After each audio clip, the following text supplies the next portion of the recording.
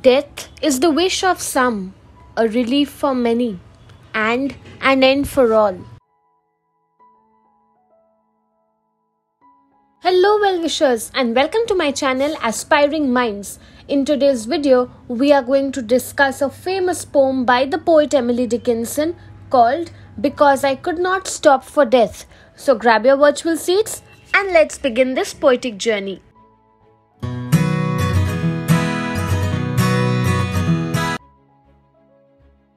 Emily Dickinson was an American poet known for her unique and innovative style of writing. She was often considered one of the most important poets in the American literature, and her work was unconventional. It was very different for her time. She lived a life where she did not interact too much with people, and much of her poetry was discovered and published posthumously. Now, by posthumously, I mean it was published all after her death, never during her lifetime.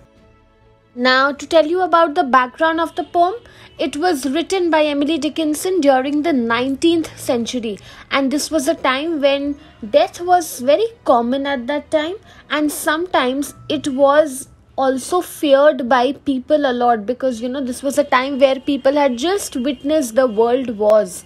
So Dickinson's work often delves into the mystery of existence and the afterlife, and this poem, my dear viewers, is no exception. The poem explores that death is something which is certain, you cannot control it, it is inevitable, and you need to accept mortality, that human beings are mortal, we are all here and we are all going to die someday.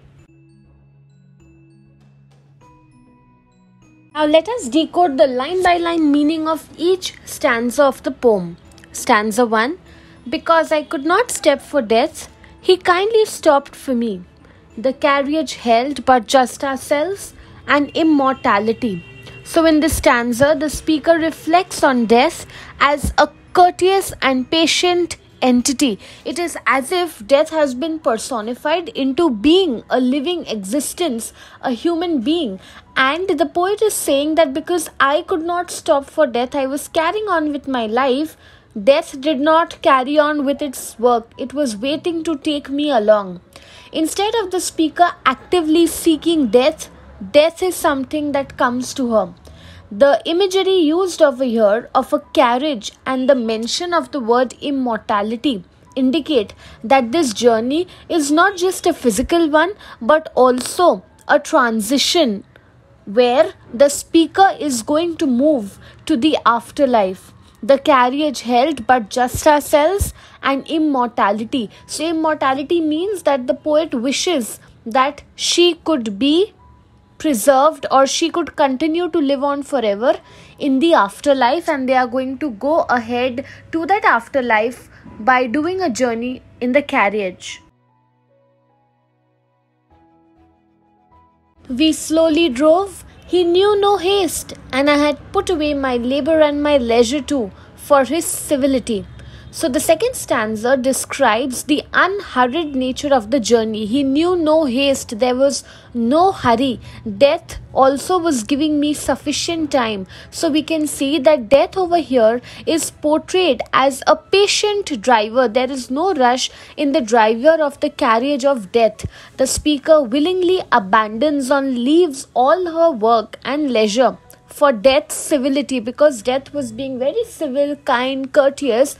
The speaker leaves all the work that she had been doing and she peacefully accepts mortality and decides and agrees to go on in this carriage by, accepting death as something that is inevitable. It is something, it is going to be there. So she accepts it and she sets on the journey with death. Now remember, death over here is personified as a living being. That is why the explanation is also like that.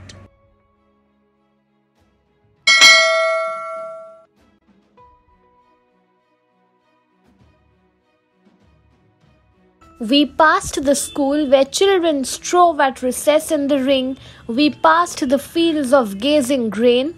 We passed the setting sun. So in the third stanza, we are shown scenes from the life that the speaker leaves behind during this journey. She passes by a school where she sees children playing, and they are playing a specific game where they are playing a game of ring, or maybe they are going round and round in a kind of a ride which is there perhaps, or they are playing ring or roses. So the children innocently have been playing. That is scene 1. Secondly, she passes by the field of gazing grain.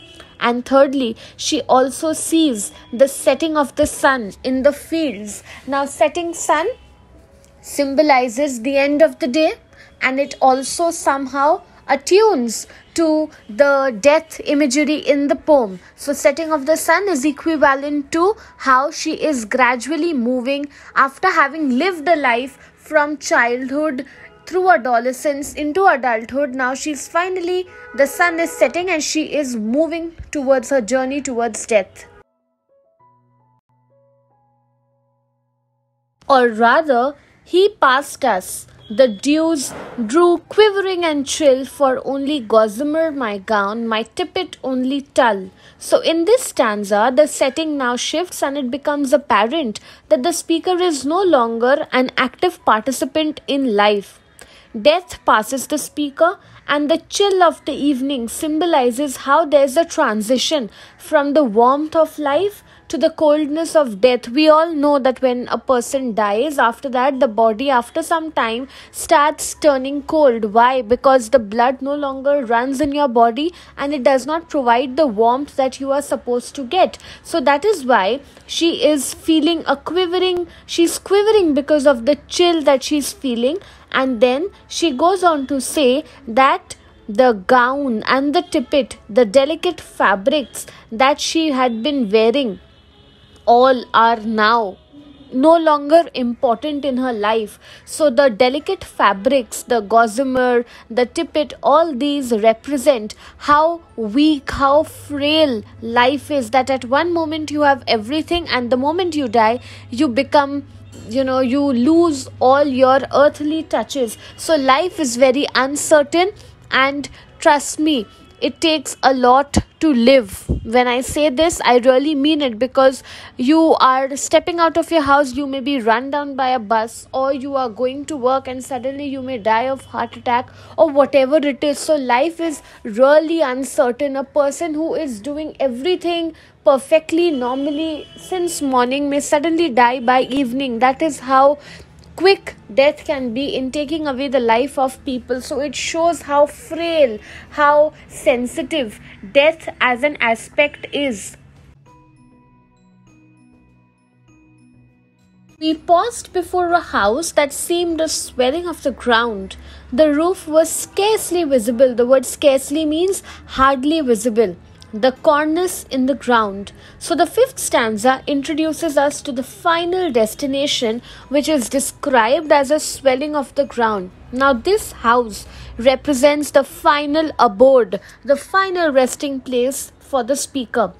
The imagery over here therefore suggests a grave with barely visible roof, and the cornice, that is a decorative molding in the ground, emphasizes the idea of returning to earth. That is, we all are born out of dust and we all die by mixing, or our body, when it mixes with the mud, we all die again. So it shows how death as an aspect makes human beings take a complete circle, right? So over here, remember, swelling of the ground represents the grave, and this is the time when the speaker is going to be finally buried into the earth.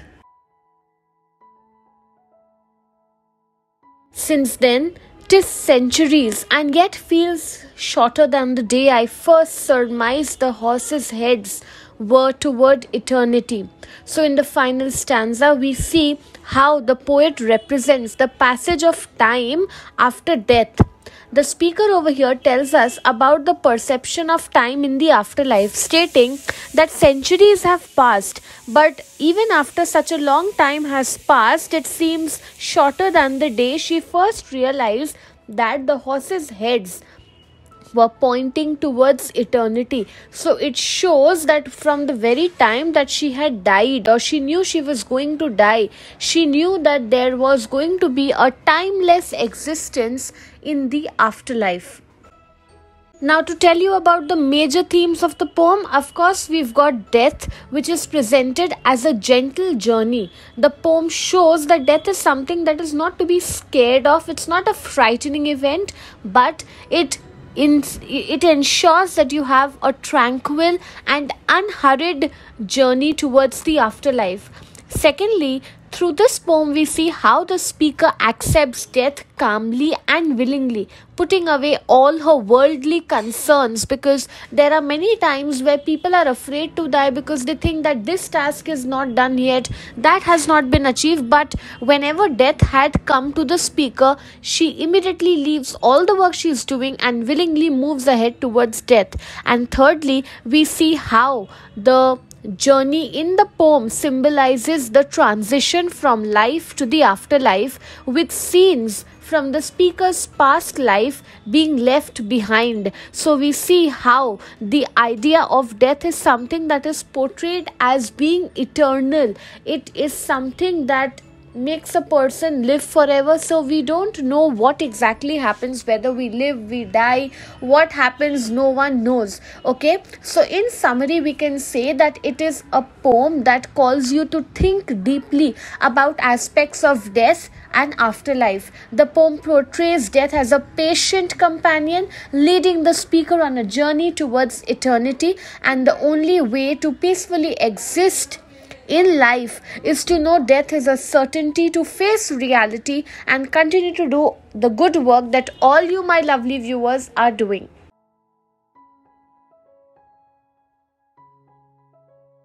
So that's it from this video. I hope you liked it. Do hit the like button, subscribe to my channel for more such future updates. Thank you for watching. Bye.